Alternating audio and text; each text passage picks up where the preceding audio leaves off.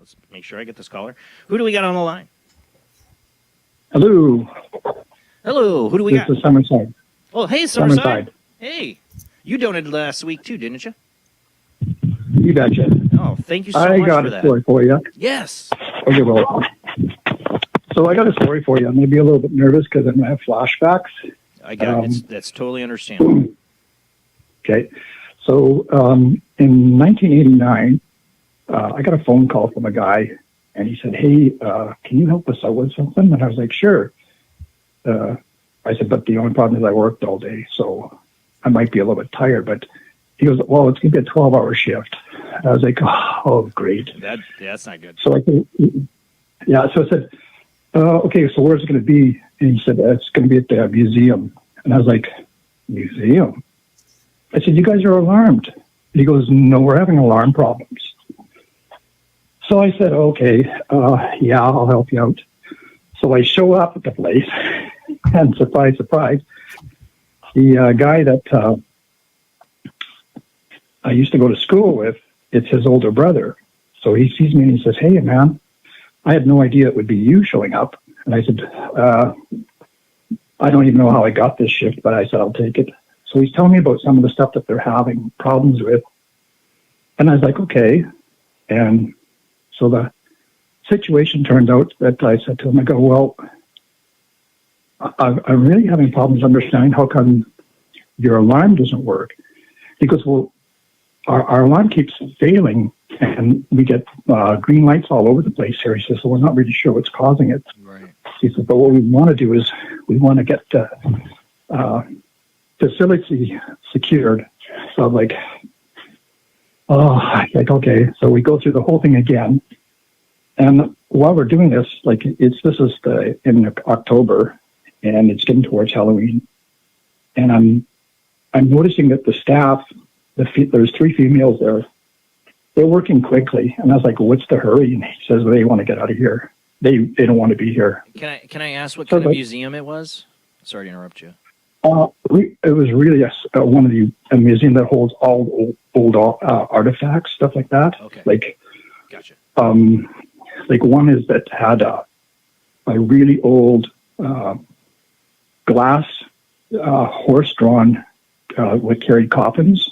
Oh wow! That's the one that I had. That's the one I had problems with. Okay. It was moving around in the midnight. It weighs like 300 pounds. Oh my! Yeah. This thing I could hear it moving. Yeah, I could hear it moving, and I was like, okay. But my worst part was that, and I'd never known what I encountered until I was actually listening to Joss Turner talk about something, and they were talking about this guy that has sharp teeth. And I was like, oh man, that kind of reminds me of the guy that came to the door. So what ended up happening was I had this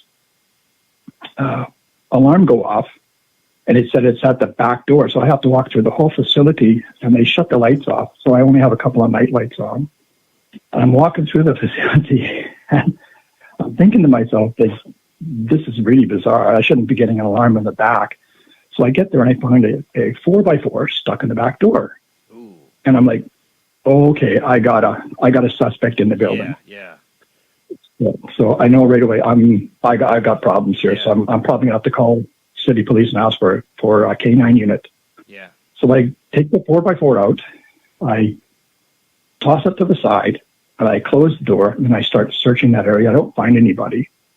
So I head back, I clear the alarm, and 30 seconds later, same spot, alarm again. So I'm going, oh, now what? So I go back, and the 4x4 is back in the door again. So I'm like, okay, there is definitely somebody in here. They're messing with me. Yeah. And then I started thinking, there's actually supposed to be 2 of us working here.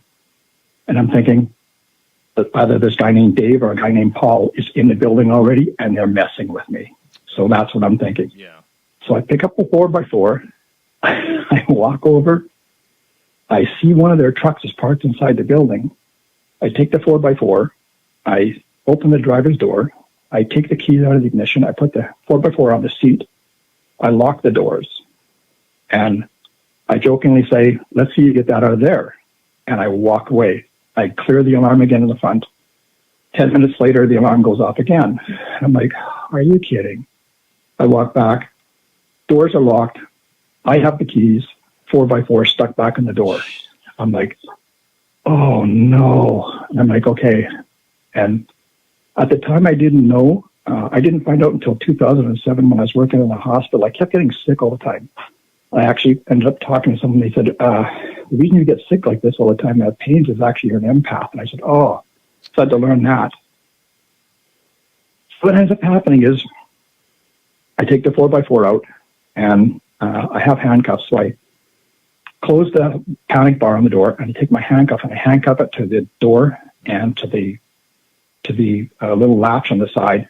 And I had special handcuffs, special keys to open it. So I know right away that door is not going to open. They're going to have my keys. Right. So I get to the back, I clear it. 10 minutes, 15 minutes later, I get an alarm, this time in the kitchen. So I'm going, okay. And then I'd ask the guy, would it be okay if I pulled my car up to the front and plugged it in? Because I'm going to be sitting there for 12 hours. He goes, yeah, no problem. So I'm like, I got to go get the car. So I go to the kitchen and I look around. I don't see anything. And I leave. I go back to the panel. I clear it. Once I clear it, I thought I should have something to eat. And I have a big thermos of coffee. And this, like I said, I'm getting nervous because I'm having flashbacks. It's all right. But it's all right. I understand. Yeah. So what ends up happening is I'm sitting there having a cup of coffee, and I see this guy come up to the door where my car should be sitting, but it's not. And I look at the guy, and he looks at me, and he doesn't say anything, and he starts knocking on the window. So I got two sets of doors between us. I go through the first set. I ask him, what do you want? He goes, can you open the door? And I go, no. He goes, yeah, open the door. He says, I need to use the phone. And I go, what for? He goes, my car broke down. And I look at him and I go, what do you mean your car broke down? He goes, it quit. He goes, just open the door. And the way he said it made me really, like, spidey senses went off. And I was like, buddy, I'm not opening this door. And he just kept knocking. And then that's when I noticed, like, the wind is swirling really bad. Here in Saskatchewan, we get bad windstorms, snow, that. And then that's when I realized I can't see his feet. I can't see his legs. I can see the top of him, and the glass door has a panel between it, like, normal doors, fire doors. Yeah. So I can't see the bottom glass pane. I can't see his legs or feet, but I can only see the upper part of him. And that's when he looks at me. He grins. That's when I see the teeth. And that's when I realize, and my brain, for whatever reason, my brain said, boy, this guy needs to see a dentist. Really? And he's standing there laughing at me. So at that time, we were allowed to have, besides flashlights, we were allowed to have nightsticks. And we did do armed guard, too, but that night I didn't have a gun with me. Oh, no. And so I turn around, I go back, and I pull my nightstick out, and I turn around, and I see him boot. And I don't see the top of him. Like, the top I see, but I don't see the bottom part of him. He boots around the corner, and the first thing I thought was, oh, no, he's going for my car. Right. And the guy who gave me the keys, he said, you have a key to the front door only, and you have another key to open the panel box for the alarm system if you need it. So I'm like, okay. So I'm thinking, and I wanted to phone my brother and say to him, hey, I might need some help here. But we changed cars, so I actually had his car. He had my car, and he was up in Prince Albert doing a job up there at the PA 10, and that's a long You're all story. alone. That's the gist of it. You're all alone in this building. Yeah. And you just saw this guy, you can't see his legs, and you see him, he laughed at you? Like, he did, like, kind of a menacing laugh, and you saw his teeth? Yeah. He smiled. His teeth were all sharp. Top and bottom were all sharp. So I didn't know what I was looking at until I happened to stumble across Josh Turner, and he was talking about it in one of his hour-long podcasts, and I was like, oh, my God, that's what I ran into. That it came to the building. here's the weird part. This is the part this is why I'm having trouble, because the place I work at now is less than 2 blocks away from that building. And so I went out and I got to the car, pulled the car up in the front, plugged it in, came back in the building, sat down. All night I just felt sick. I couldn't eat. I basically just sat there, and I'd go up and I'd do the quick patrol, go through the building and come back and write in my report what I did. In the morning, a guy shows up that was there that night, that the maintenance guy that was there that night. He shows up 7:30 in the morning. He was supposed to be there at 7. He said, yeah, sorry, I slept in. And he sees my report and he says, he goes, what guy came to the door? And I was explaining it to him, and he goes, there should be no one coming to the door. And he goes, it's really weird. And I said, okay. And so I explained to him, all right, I'm going to just book out and I'm going to leave. And he's like, yeah. He goes, I appreciate it. He goes, we might have to call you tonight. I turned to him and I said, you know what? I'm not a coward, but no thanks. I said, I'll do it. I said, I'll do the shift, but you guys have to guarantee that guy ain't coming to the door. And they're like, well, I would be like, I'm going to be armed this time.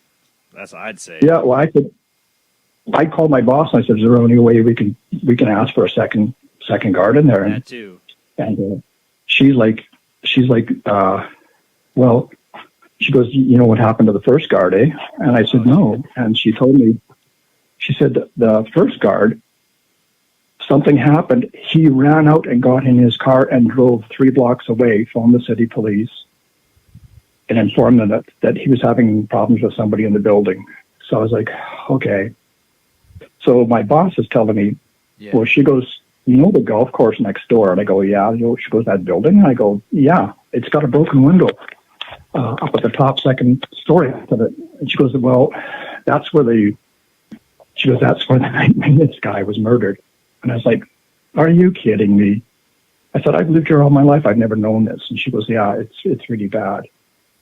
So Sunday night, I go back there, and this time I took a radio with me, and I just played opera music all night long. I had it blaring enough that I could see the panel. I automatically went back, locked the door with my handcuffs again. The whole night was okay, no issues. However, here's where my problem comes in. 3 weeks ago, on September the 4th, was a Wednesday night. The place I'm at now, I do security for them. I go out, and it's 126 acres. It's a huge facility. Oh, wow. And so I get in our patrol vehicle and I'm out and I'm checking gates. I've got lots of stuff to check. There's massive areas. There's some areas that are just completely black. You can look up and see the night sky, no problem. There's lots of trees, everything like that. So I'm checking all along our west gates and that, and I go into an area called the Horseman's Camp, and I see lots of homeless people back there, and I'm like, I'm glad I'm not them, but how it is. Yeah. And so I go back towards another area, and we've got one building that's outside the facility. I won't name it, but I go to check it, and it's still operational. And while they're still in the building doing stuff, I happen to notice a vehicle over by our pumping station, which is like a block and a half away from us, from where I am.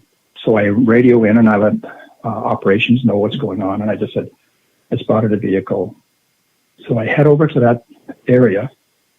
I roll up on it, and I always record what the conversations I'm about to have with the people, just for legal reasons. I roll up on the vehicle, and it's 3 females, and they're like in their 20s. Oh boy, this is the problem part. All right. So I said to her, what's up? And she goes, oh, not much. She goes, we got a spirit box here, and we're just going around here having, listening to the voices and stuff like that. And I said, okay. And then she goes, do you know about that building there? And I said, yeah, I worked there a couple nights.